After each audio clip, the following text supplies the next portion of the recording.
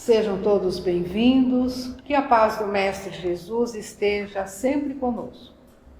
Dando a continuidade aos trabalhos de palestras virtuais do Centro Espírita Apóstolos do Bem, Indaiatuba, São Paulo, hoje faremos uma reflexão a respeito da lei de justiça, amor e caridade.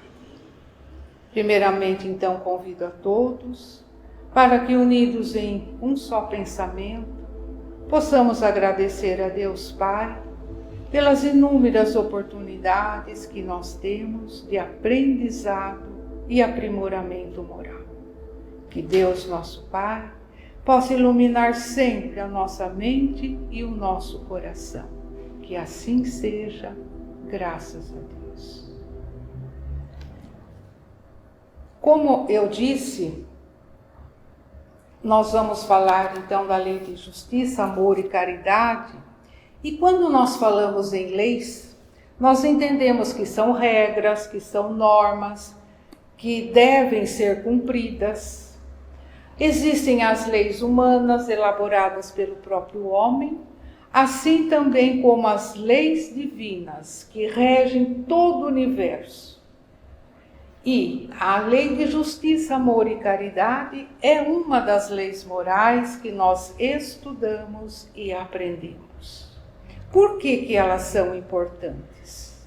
Porque elas vêm nos orientar, ensinar a como vivenciar com a prática do bem, do amor, da caridade, nos mostram que caminhos devemos seguir para assim termos a harmonia na conquista do nosso aperfeiçoamento. O sentimento da justiça divina é um princípio da própria natureza, mas nem sempre é bem entendida, nem sempre é corretamente interpretada pelos homens, porque o que é justo, correto para uns, é considerado injusto, errado para outros. Mas a verdadeira justiça está em cada um saber respeitar inteiramente os direitos do outro, como está no Evangelho. Não faças ao outro aquilo que não gostaríeis que vos fizessem. Ou ainda, faça para o outro aquilo que gostaria que lhe fizessem. Então Deus, nosso Pai, concede a cada um de nós esse senso da justiça, porque o juiz das nossas atitudes é a nossa própria consciência. Será que nós realmente entendemos e praticamos a justiça? Somos justos, corretos em tudo aquilo que nos propomos a fazer? Sabemos, principalmente, respeitar os direitos do outro? E na maioria das vezes, nós agimos sem pensar, até com agressividade, desconfiança, com aquele medo de ser atacado ou agredido. Como que queremos ser justos se quase sempre estamos procurando desculpas, justificativas daquilo que nós fazemos? Quantas vezes já ouvimos assim? Eu reagi dessa maneira descontrolada porque foi o outro que me agrediu. Eu assim fiz para me defender. E quando nós ferimos a outra pessoa com a maledicência, comentários maldosos, calúnias destrutivas, não podemos nos esquecer de que esse outro é o nosso próximo e que o próximo mais próximo de todos nós são os nossos familiares, são as pessoas do nosso convívio. Então nós não devemos, não podemos querer sempre arranjar justificativas dos nossos deslizes que não se justificam e, na maioria das vezes, ainda querer culpar o outro daquilo que nós fizemos. Então, nós precisamos ser autênticos, verdadeiros e não nos esconder, atrás das falsas aparências, tentando passar ou ser para o outro aquilo que na realidade não somos. Quantas pessoas que mudam de comportamento, mudam de atitudes, dependendo da situação ou das pessoas que estão à sua volta. Por exemplo, se está com o senhor fulano, eu nem te conheço. Então aí vem justiça. Como dissemos, não só respeitar os direitos, mas ter a consciência também, a responsabilidade dos seus deveres. Porque o dever é uma obrigação moral de cada pessoa. É difícil de ser cumprido. Sabem por quê? Muitos lutam, exigem seus direitos, mas se esquecem dos deveres.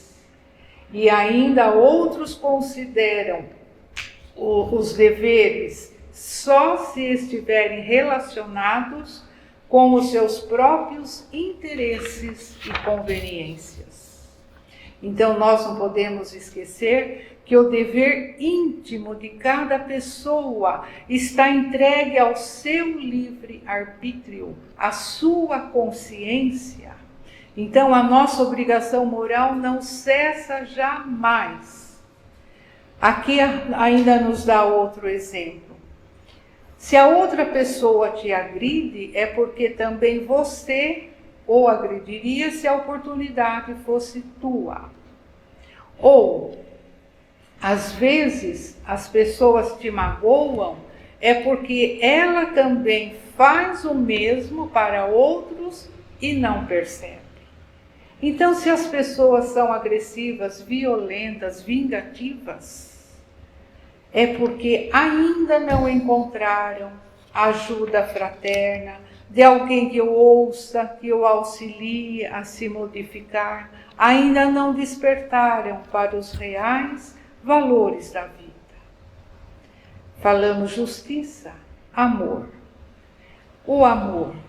Jesus resume todos os seus ensinamentos na lei do amor, pois é uma lei universal, única, envolve todos os mundos, todos os seres. E o amor verdadeiro é a prática da caridade. Então, o amor e a caridade são os complementos da lei de justiça. Estão interligados. Mas como nós aprendemos o que é a verdadeira caridade? O nome já diz, caridade é o amor em ação. E a caridade, se a gente prestar atenção, ela se faz presente em todos os processos da evolução.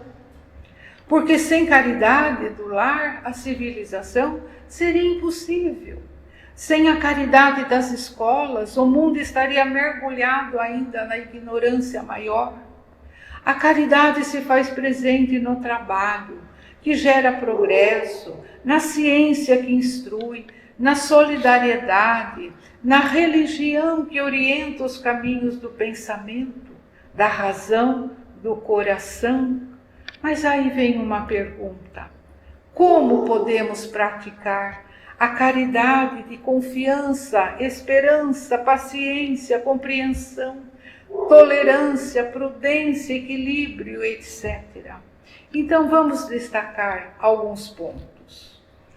Quando dizemos confiança, é realmente acreditar, é confiar, primeiramente crer na misericórdia de Deus nosso Pai, principalmente naqueles momentos mais difíceis.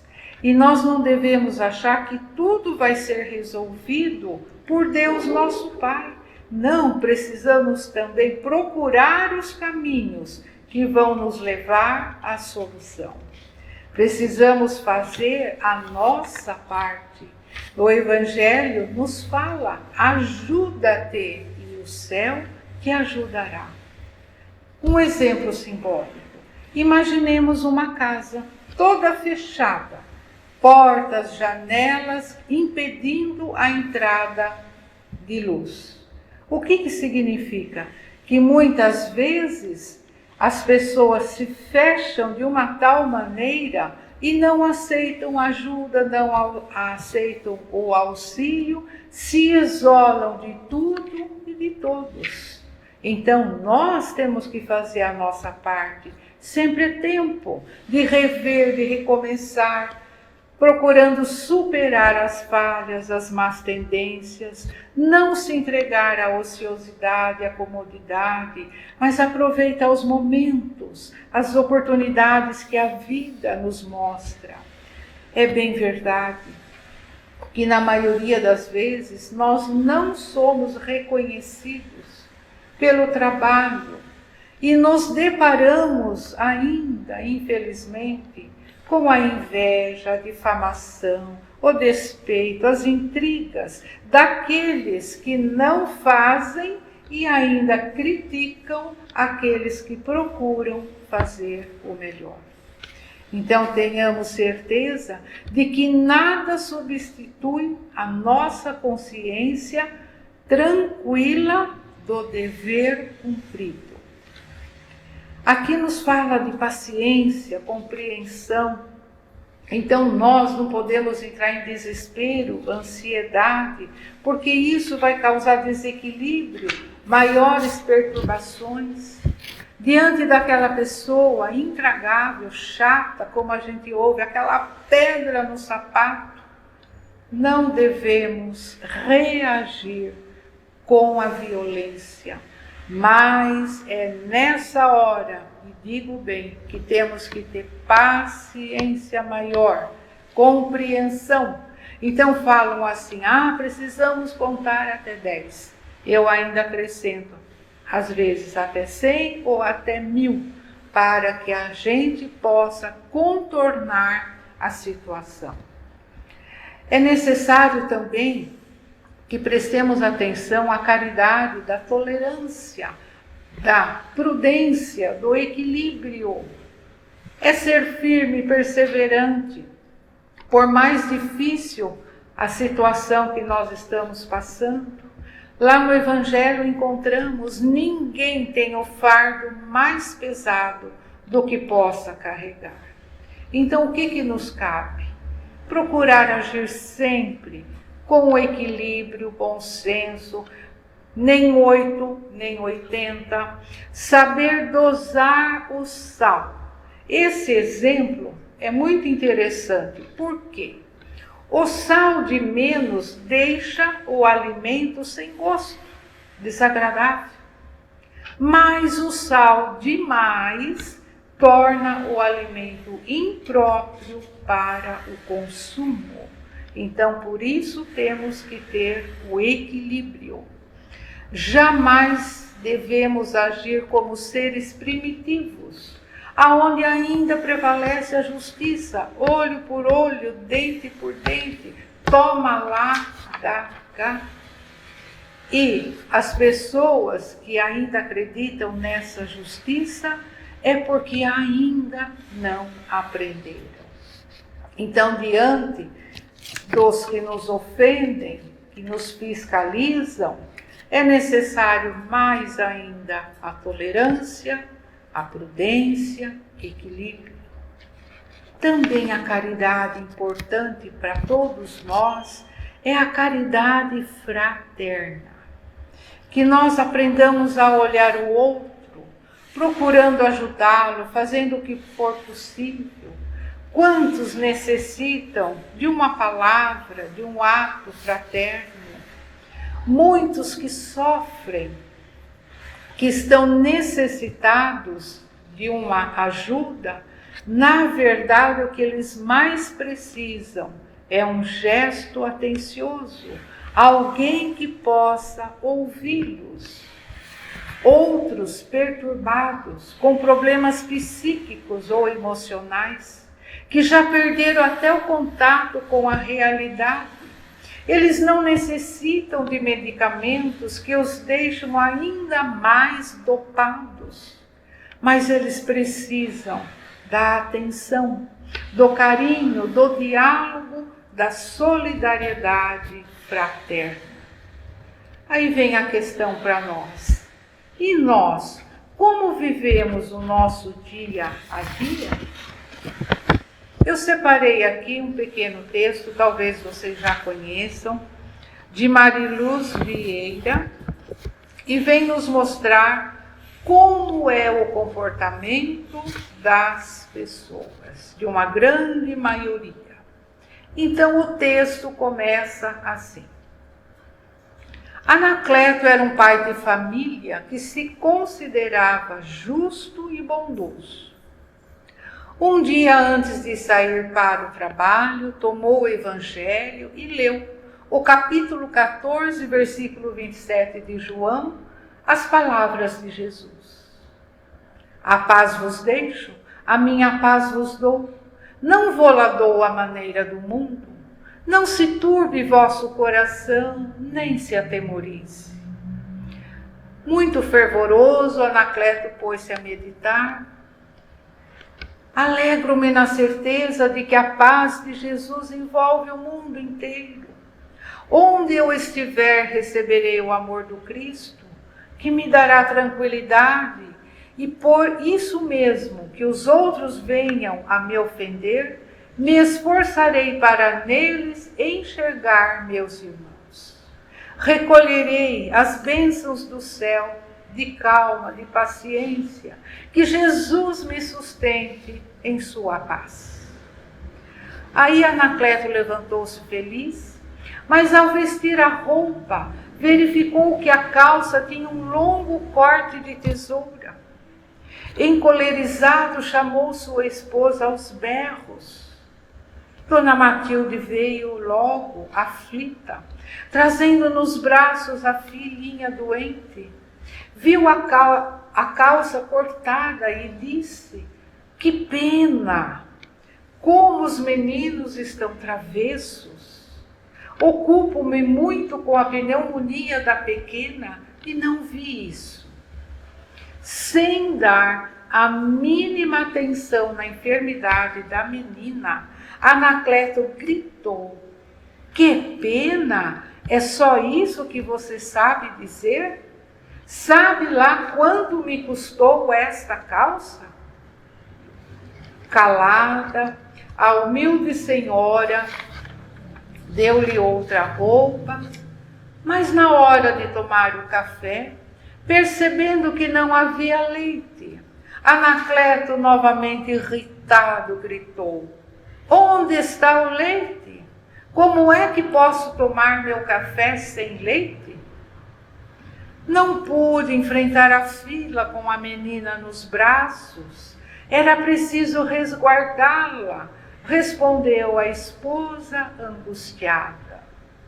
Anacleto engoliu alguns palavrões que lhe vieram à boca e saiu para fora.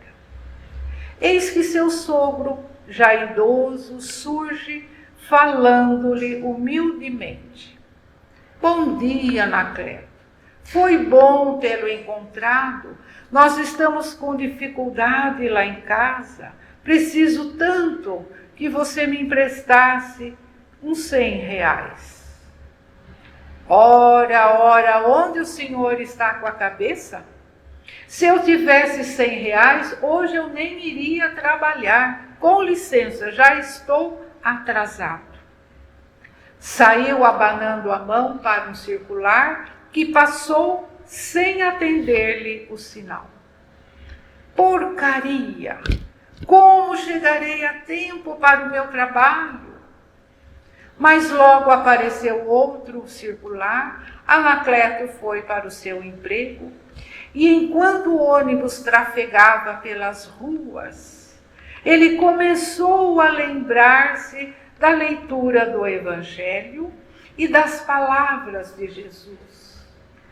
Começou então a refletir e só então reconheceu que apesar de tanto exaltar a paz, a harmonia no mundo, não suportava uma calça rasgada, não se conformava com uma refeição incompleta, nem sequer tomou conhecimento da sua filhinha doente, não fora gentil com o pedido do seu sogro e nem hesitou em amaldiçoar o motorista que não parou e principalmente pelo desrespeito para com a sua esposa. Muito envergonhado, ele começou então a perceber que era com as criaturas do próprio lar que ele deveria iniciar o treino da compreensão, da paciência, do amor, da caridade. Pois o lar, os familiares, necessitam de carinho, da atenção, e antes de doá-los à grande humanidade, façamos dentro de casa a nossa parte. Termina o texto. Aí vem a pergunta: e nós? Será que também não somos muitas vezes iguais a esse pai de família? Será que nos achamos justos, corretos? E diante de uma contrariedade agredimos, ofendemos alguém? Quantas vezes temos o conhecimento das lições do Evangelho, os ensinamentos de Jesus, mas na realidade não colocamos em prática? Então o Evangelho, as leis, vêm nos orientar, nos advertem que o verdadeiro homem de bem é aquele que pratica a lei de justiça, amor e caridade. A justiça divina nunca falha, sempre oferece oportunidades de recomeço e sempre nos adverte quanto à necessidade de estarmos vigiando as nossas atitudes e comportamento. E finalizando esta mensagem deste livro, Ajuda-te e o Céu te ajudará, pela psicografia de Carlos Bacelli, pelo Espírito Irmão José. Então aqui nos fala: atitudes mínimas da tua parte assumem grande importância na vida cotidiana. Uma visita ao doente que não esperava a sua presença, a atenção com que disponhas a ouvir aquele que te procura, o sorriso de simpatia que quebra arestas no relacionamento, procurar não ofender e também não se sentir ofendido. Acautela-te em não humilhar quem quer que seja. Não extrapolar no vocabulário. Não faça insinuações suscitando dúvidas sobre a conduta de alguém. Não te tornes receptivo às conversas levianas. Ante os reveses sofridos, não vacile em tua fé. Ninguém se faz anjo no céu sem ter vencido, entre aspas, as tentações da terra. E assim, queridos companheiros, convido agora a todos para que juntos, mais uma vez, possamos agradecer a Deus por este momento, por esses ensinamentos, por essa reflexão, e que tudo isso realmente possa estar presente em nossas vidas, no nosso dia a dia. E assim, agradecidos, nós dizemos a oração que o Mestre Jesus nos ensina. Pai nosso, que estais nos céus, santificado, Senhor, seja o vosso nome. Venha a nós o vosso reino.